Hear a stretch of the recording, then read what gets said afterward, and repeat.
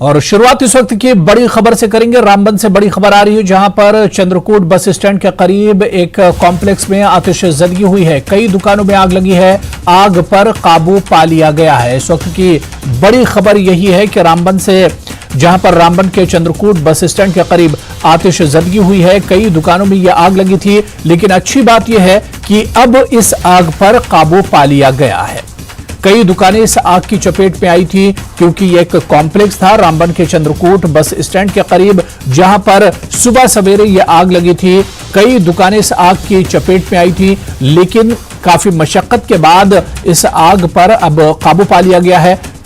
शुरुआती तस्वीरें हम आपको दिखा रहे हैं। जिस वक्त आग लगी थी, काफी भयानक आग थी। पूरे इलाके में धुआं ही धुआं नजर आ रहा था। और इस वक्त क्या कुछ हालात हैं, सीधे रामबन का रुख करेंगे। हमारे सहयोगी बिलाल बाली हमारे साथ फोन लाइन पर जुड़े हुए हैं। बिलाल, आपसे कुछ देर पहले इस आतिशबाजी पर आपसे बात हो रही थी। इस वक्त क्या कुछ अपडेट है आपके पास? देखिए हुरेरा, जो आग पर हमारे पास जो इतलात अभी यहाँ पर मिल रही है कि आग पर पूरा तरीके से काबू पा लिया। फायर सर्विस से हमारी बात हुई, उनका कहना कर दिया है अब आग के मजीद फैलने का कोई यहाँ खतरा नहीं है। तो ये बात यहाँ क्लियर हो जाती है कि रामबन के चंद्रकोट इलाके में जो सोनू इंटरप्राइजेज नामी एक बिजनेस हब में एक बड़ी आग की वारदात पेश आई थी, उसे मुकम्मल तौर से इस वक्त काबू में ला लिया गया है। फायर सर्विस की जाने से इस बात का ऐलान यहाँ पर किया गया है। इस वक्त जो यहाँ मालिक वगैरह है वो लोग है, तो नुकसान का तखमीना लगाया जा रहा है। जो हमारे मकामी लोगों से यहाँ बात हुई, जो नौजवान सुबह से यहाँ पर मौजूद थे, उन्होंने बड़ी कोशिश की यहाँ चंद्रकोट के मकामी लोगों ने इस आग को कंट्रोल में करने के लिए और उसको मजीद नुकसान में कन्वर्ट होने में। और उन्होंने जो घर में इस दुकान के ऊपर जो है इनका रेजिडेंशियल क्वार्टर भी था, वहां से उन्होंने घर से जितना सामान हो सका उसको बाहर निकाला। सबसे पहले तो इंसानों को जो हिफाजत के साथ बाहर निकाल दिया गया था, इसकी वजह से कोई नाखुशगवार वाकया पेश नहीं आया। ताहम जो माली नुकसान है, जो बिजनेस यूनिट है, पूरा स्टोर और उसका शोरूम जो था वो जलकर राख में तब्दील हो गया है। लोगों के मुताबिक अभी 1 से 1.5 करोड़ रुपए का यहाँ पर नुकसान हुआ होगा। ताहम अभी इसको हम ऑफिशियल नहीं कह पाएंगे, क्योंकि जब तक पुलिस का कोई वर्जन हमारे पास नहीं आता है तब तक इसको एक तखमीने के, एक अंदाजे के तौर पे कहा जा सकता है। काफी नुकसान हुआ है यहाँ पर और ये आग ने जो है पूरे। बिल्कुल बिलाल, क्या जो लोकल एडमिनिस्ट्रेशन है उसकी तरफ से कोई बयान आया है कि इस पूरे मामले की जांच पड़ताल की जाएगी? आग क्यों लगी, कैसे लगी और कितना इसमें नुकसान हुआ है और किस किस चीज का नुकसान हुआ है? क्या इस पर कोई एक जांच होगी आने वाले दिनों में? देखिए हुरेरा, अभी तक जो एडमिनिस्ट्रेशन, रामबन एडमिनिस्ट्रेशन की बात करेंगे, उनकी तरफ से जो ट्वीट आए हैं, खाली उन्होंने आग की इतला के बारे में अपडेट किया है कि इस तरह का आग का एक वाकया पेश आया और फायर टेंडर्स वगैरह को सर्विस पे लगा दिया गया है और आग को काबू में ला लिया गया है।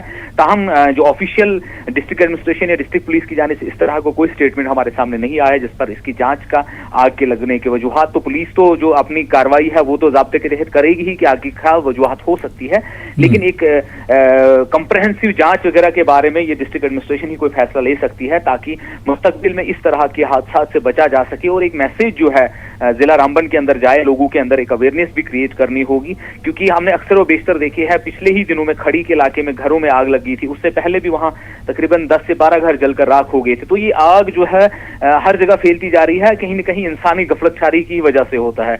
शॉर्ट सर्किट हुआ तो वो भी इंसानी गफलतछारी हम कहेंगे, क्योंकि उसका जो कनेक्शन है या बिजली का वोल्टेज कभी ज्यादा हो जाता है, वो भी इंसानी गफलतछारी। बिल्कुल बिलाल, जो ताजा तस्वीरें आपने भेजी हैं, जो तस्वीरें हम देख पा रहे हैं, बड़े पैमाने पर माली नुकसान हुआ है, क्योंकि इस मार्केट में, कॉम्प्लेक्स में कई दुकानों तक ये आग फैल गई थी और जो सामान बिखरा हुआ है, जो जला हुआ सामान है, राख के ढेर में एक तरह से तब्दील हो गया है। तो ऐसे में लग रहा है कि माली नुकसान बड़े पैमाने पर हुआ है। बिल्कुल बिल्कुल हुरेरा, जो हमें अभी हमने अब बात की कि ये काफी मिकदार में यहाँ पे उनका जो मटेरियल हुआ करता था, इनका शोरूम भी था, पहले तो ये स्टोर हुआ करता था। एक बड़ा बिजनेस का स्टोर से तो हम अंदाजा लगा सकते हैं कि वहाँ कितनी चीजें हो सकती है। और मुख्तलिफ ब्रांड था, इसमें इलेक्ट्रॉनिक की चीजें थी, फर्निशिंग का सामान था और भी बहुत सारे जैसे अशिया थी, कीमती चीजें, मोबाइल फोन्स थे, बहुत सारी चीजें यहाँ पर थी। तो एक लोकल अंदाजे के मुताबिक हम 1 से 1.5 करोड़ कह रहे हैं, लेकिन ये रकम ज्यादा भी हो सकती है जब तक हमारी पुलिस या इनके जो मालिक है उनसे बात नहीं हो पाएगी कितना सामान यहाँ पे स्टॉक किया हुआ था। और एक बेहतरीन इस शोरूम का जो डिजाइन भी है वो भी हालिया दिनों में बना था, एकदम खूबसूरत, एक प्रेजेंटेबल ये शोरूम हुआ करता था। पूरे अट्रैक्शन था राम चंद्रकोट मार्केट का, कोर ऑफ अट्रैक्शन ये दुकान हुआ करती थी। लोग जो भी डिजिटल चीजें जो है या इलेक्ट्रॉनिक एप्लीकेंट्स जो खरीदना चाहते थे या किसी तरह की फर्निशिंग जो घर वगैरह बनाते हैं, जब उनको वो चीज परचेज करनी होती तो वो इस दुकान पे आया करते थे यहाँ पर।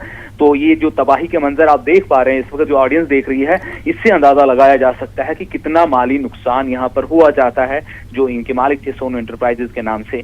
तो ये यकीनी तौर से बहुत लम्हा फिक्रिया है लोगों के लिए, बाद लोग दीगर लोगों के लिए भी है कि हमें अपने दुकानों में, अपने शोरूम्स में, हर जगह में फायर एक्सटिंग्विशर जरूर रखें। अगर आग कहीं जरा सी भी फैलती है तो उसको पहले ही कंट्रोल में किया जाए, इतना फैलने न दिया जाए।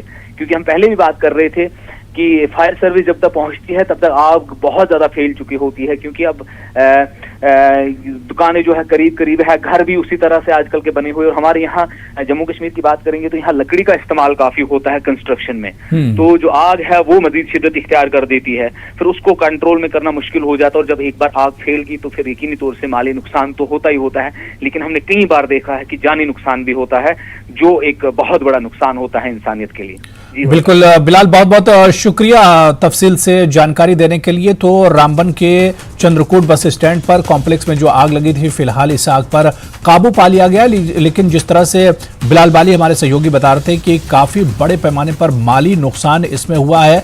आग तो बुझ चुकी है, लेकिन इस आग के बाद जो नुकसान हुआ है उसकी तस्वीरें भी आप टीवी स्क्रीन पर देख रहे हैं कि किस तरह से जो इस मार्केट के अंदर सामान था वो एक तरह से जलकर राख के ढेर में तब्दील हो चुका है। और अब सिर्फ इस मार्केट में जो नजारा है वो बर्बादी का है, तबाही का है। चारों तरफ जले हुए सामान जो है वो एक तरह से बिखरे पड़े हुए हैं। लेकिन अच्छी बात यह है कि इस आग पर काबू पा लिया गया है। हालांकि आग काफी भयानक आतिशज़दगी थी और पूरे इलाके में धुआं ही धुआं नजर आ रहा था, लेकिन फायर सर्विस की मेहनत और मकामी लोगों की मेहनत के चलते इस आग पर फिलहाल काबू पाया जा चुका है।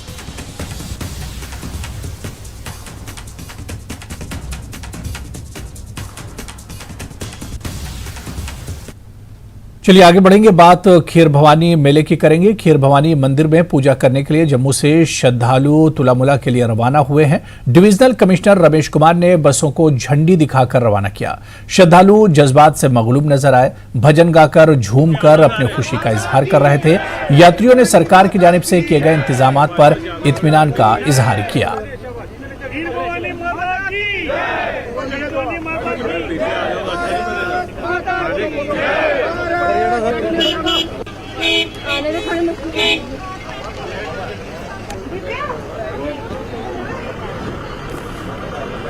डिविजनल कमिश्नर रमेश कुमार ने अभी कुछ देर पहले यहाँ पे फ्लैग ऑफ किया है। जितनी भी बसेस कश्मीर जा रही हैं, तुलमुला, टिकरी, मंजगाम, दिवसर और बाकी माता के स्थापनों में वहाँ पे जा रही है, तो उस सिलसिले में आज यहाँ पे उन्होंने फ्लैग ऑफ किया। और आप देख सकते हैं जो बसेस हैं ये अब यहाँ से निकल रही हैं, जम्मू से इसको फ्लैग ऑफ किया है डिविजनल कमिश्नर रमेश कुमार ने। और भारी संख्या में जो यात्री हैं वो अब तुलमुला और बाकी स्थापन जो है उनके लिए निकल रहे हैं। और अगर हम ड्यूकाम की बात करें तो उन्होंने ये फ्लैग ऑफ किया है इसका। और जो रिलीफ कमिश्नर डिपार्टमेंट के जो ऑफिशियल है, रिलीफ कमिश्नर माइग्रेंट्स के सिदा, वो भी इसमें थे इस फ्लैग ऑफ में। अगर हम यात्रियों की बात करें तो एक्साइटमेंट हमने पहले ही दिखाई इनकी। और जो रिलीफ कमिश्नर जो डिविजनल कमिश्नर है उनसे हम बात करने की कोशिश करेंगे और जानेंगे कि जो अरेंजमेंट्स है वो किस तरह के हैं। आप देख रहे हैं कि यहाँ पर आज खीर भवानी की जो यात्रा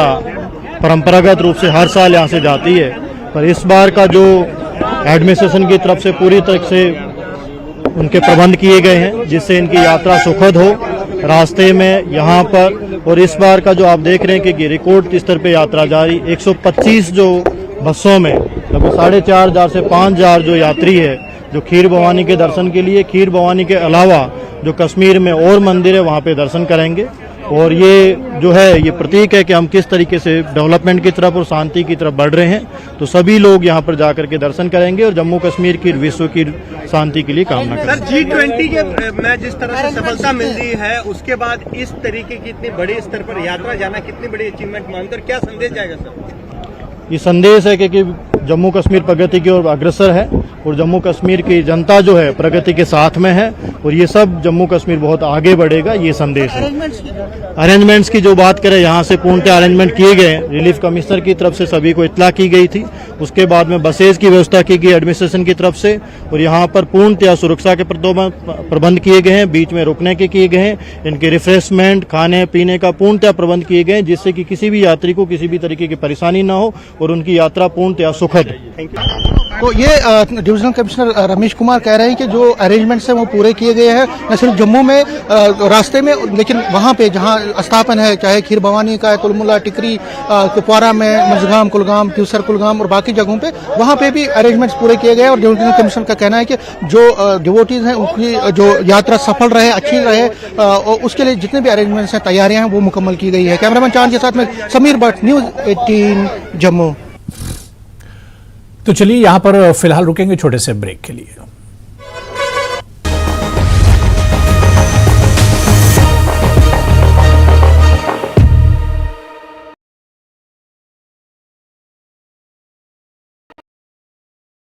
स्पेशल महिला टीम का गठन किया गया है। इस महिला टीम द्वारा इलाके में ताबड़तोड़ कार्रवाई की जा रही है। सिडको पुलिस चौकी सांबा की इंचार्ज महिला सब इंस्पेक्टर दीपिका शर्मा द्वारा इलाके में नशा तस्करों के खिलाफ बड़ी कार्रवाई की जा रही है। महिला नशा तस्कर जानो बीबी उर्फ भाभी को पकड़ने पर एसएसपी सांबा बेनाम तोष और सांबा पुलिस द्वारा सब इंस्पेक्टर दीपिका शर्मा को सम्मानित किया गया। शोपियां जिले की केलर पुलिस ने केलर में जनता का दिल जीत लिया है, क्योंकि केलर पुलिस और इलाके के मोस्ट वांटेड अपराधियों द्वारा कई डकैतियों वाले मामले को सुलझा लिया है, जिसने कई मिनी एटीएम, 7 दुकानों और एक परिवार के करीब 30 लाख रुपए लूट लिए थे।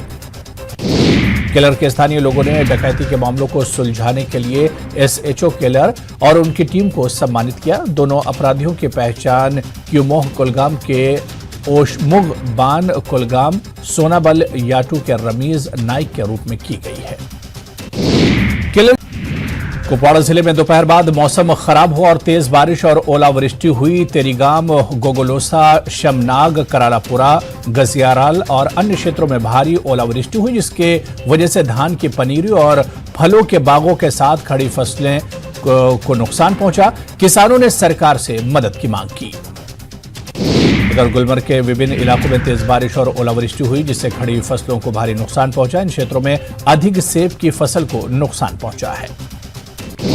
वहीं मेंढर में भी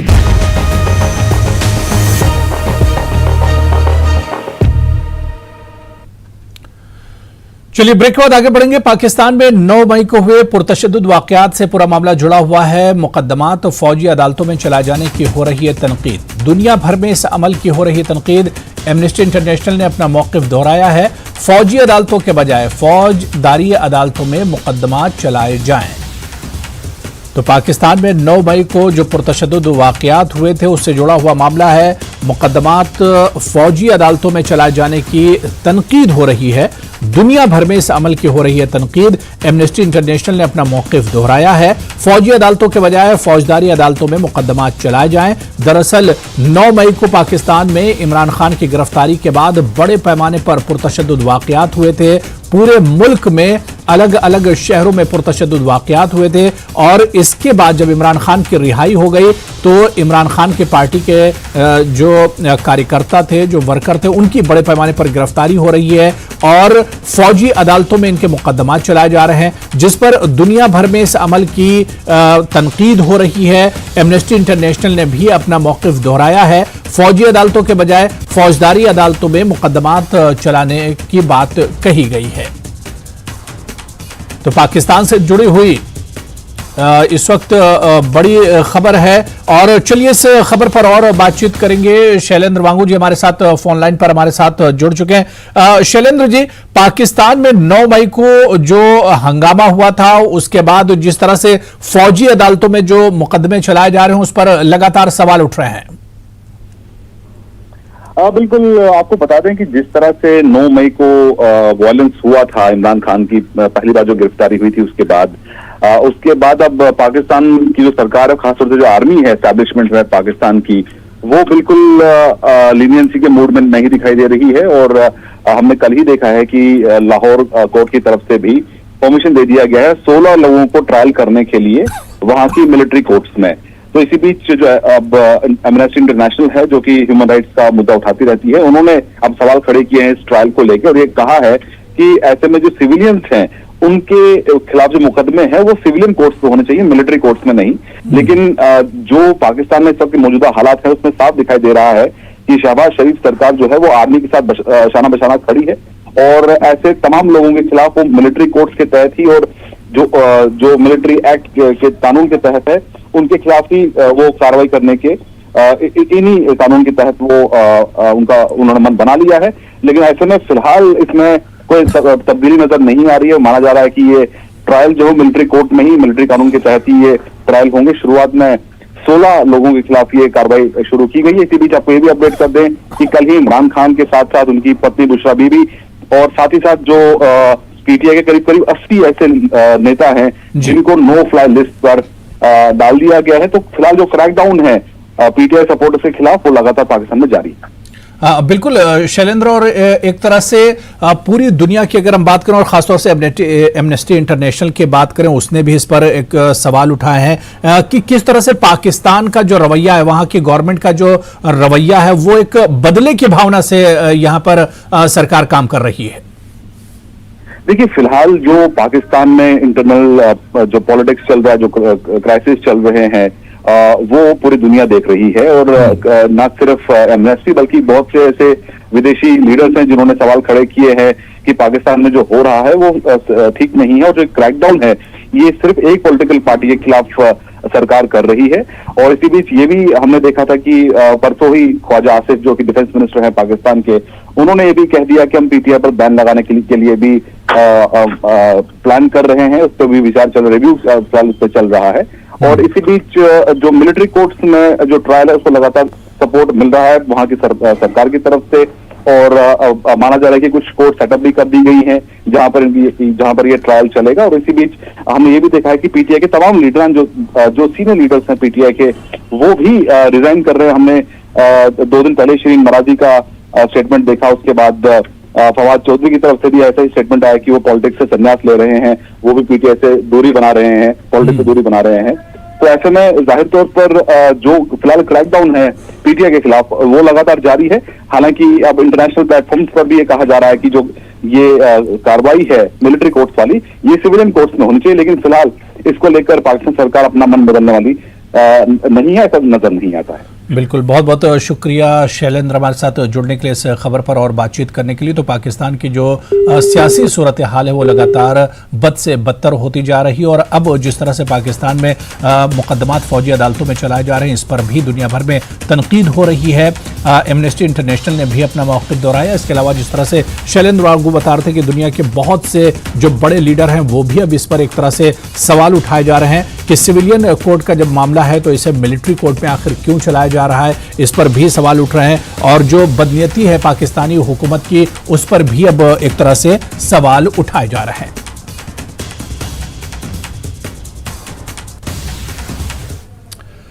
कुपवाड़ा जिले में बारिश और ज़ालाबारी की वजह से किसानों को नुकसान पहुंचा है। बागात और खेतों में खड़ी फसलें तबाह हो गई हैं, जिसकी वजह से बागात के मालिकान और किसान परेशान हैं। डायरेक्टर ज़राअत कश्मीर चौधरी इकबाल ने कुपवाड़ा के मुतासर लोगों का दौरा किया और सूरत हाल का जायजा लिया। न्यूज़ 18 के नुमाइंदे याहिया सुल्तान के साथ एक खुसूसी इंटरव्यू में डायरेक्टर ने कहा कि ज़ालाबारी के वाकई तबाही मचा दी है और वो इन मसाइल को हुकूमत के साथ उठाएंगे। तो मैं आप मीडिया हजरात का शुक्रिया अदा करता हूँ और अपने डायरेक्टर एग्रीकल्चर जो हमारे कश्मीर जोन के हैं उन्हें मॉर्निंग में यहाँ का दौरा किया। कल जो 3 बजे से 4 बजे तक पूरा जालाबारी यहाँ पे मेरे ब्लॉक में जैसे जुरहमा, लदरवन, कावारी, मरहमा, जुमागंड, औरा के पूरे इलाके जद में आए और 100 का 100% आपने खुद देखा, डायरेक्टर साहब ने देखा कि नुकसान हुआ है। अब मेरी एलजी इंतजामिया से इतनी गुजारिश है कि जो केसीसी लोन्स हैं जो जैसे किसानों ने उठाए हुए हैं, इनका कर्जा जो है वो माफ़ किया जाए और जो भी इनका रिलीफ है वो अच्छा खासा मिलना चाहिए कि नुकसान के मुताबिक। ऐसा ना हो कि ये कल 400-500 के हिसाब से इस किसान को देते हैं। किसान का यही पूरा सीजन होता है जो साल का होता है, उसमें अगर उसको ये तो पूरा जैसे शुरुआत का है, अब किसान कुछ नहीं कर सकता। जैसे उनकी पनीरी है, अखरोट का जो ये है फसल है, एग्रीकल्चर की है, सेब की, हार्टिकल्चर की है, जैसे पनीरी है, सब्जी है, सब कुछ तबाह हो गया है। अब मेरी यही दरख्वास्त है एलजी इंतजामिया से और अपने डिप्टी कमिश्नर को खासा अच्छा रिलीफ पैकेज दिया जाए, क्योंकि जो ये मतलब किसान है वो रीढ़ की हड्डी होते हैं। हम लोग आपका शुक्रिया अदा करते हैं कि आप सवेरे हमारे गाँव में पहुँच गए। इसका बाद मीडिया वाले से बहुत शुक्रगुजार हूँ। बाकी रह गया नुकसान का तखमीना इस तरह है कि 100% से भी मेरे ख्याल में अगले साल के लिए 5% ऊपर ही रहा। नुकसान होगा अखरोट का, सेब का, कुछ नहीं रहा। कहने की बात है सिर्फ, और रोने को कुछ नहीं रहा। हमारे गाँव में, खेतों में, जहाँ भी आप देखोगे कुछ नहीं रहा। हमारे लोग इस वक्त मर रहे हैं, सब्जी भी नहीं है, कुछ भी नहीं घरों में है। जिनके लिए हमारे जो भेड़ बकरी हैं उनके लिए कुछ दाना भी नहीं रहा जंगलों में। इसलिए हम एलजी साहब से गुजारिश करते हैं और आप लोग की वसात से करते हैं, हम लोगों का कुछ इजाला करें।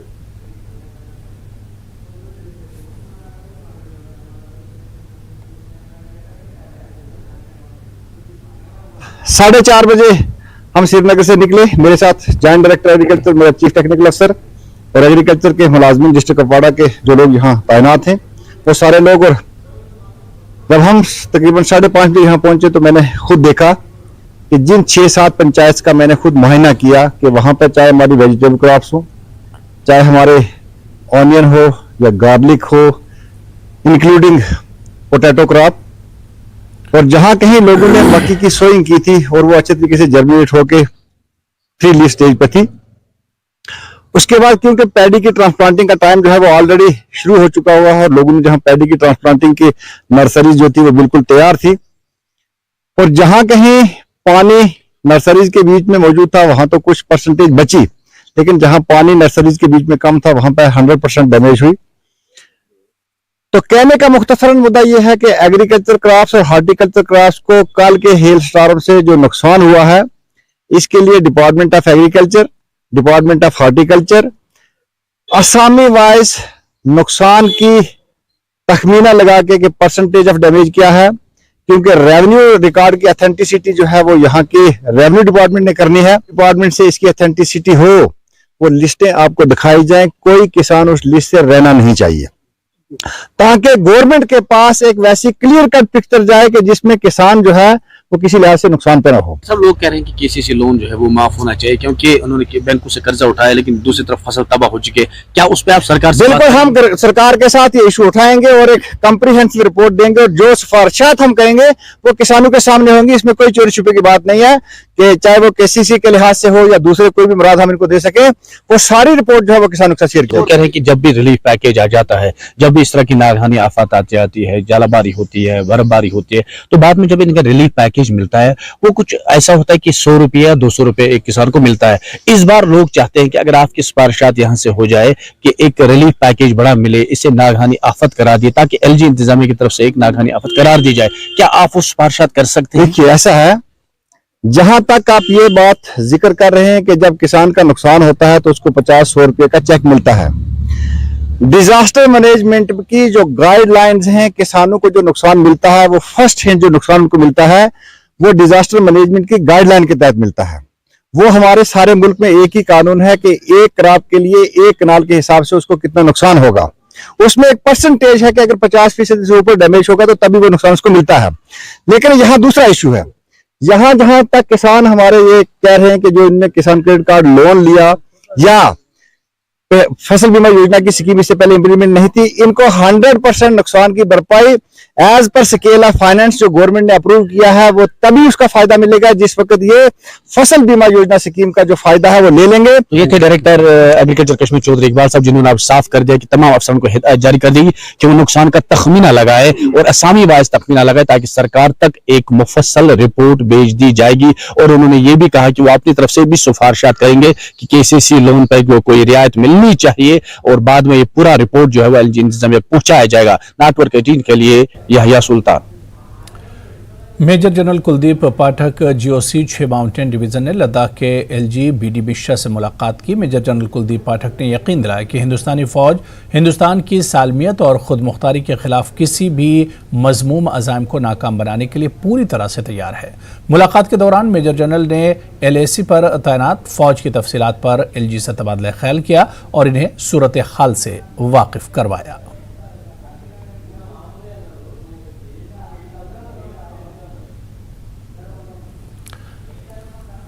तो चलिए इस बुलेटिन में भी फिलहाल इतना ही, लेकिन मज़ीद खबरों के लिए बने रहिए न्यूज़ 18 JKLH के साथ। नमस्कार।